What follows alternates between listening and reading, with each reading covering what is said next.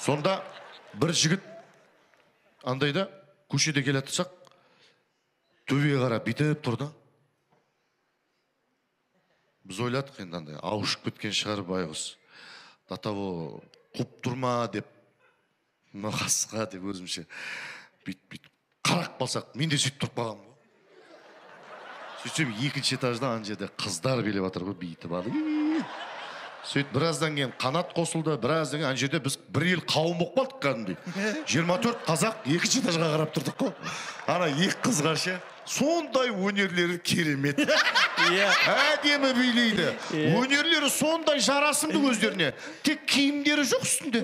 Қойсаш қайрат болды. Соған қарағанда андай продюсерлары бишілерге ақшасына киіміне аяйтын болу керек деп ойлап қалдық. Киім алуға ақшасы жоқ. Анау деген кәдімгі шаттық би ансамблі тұрған.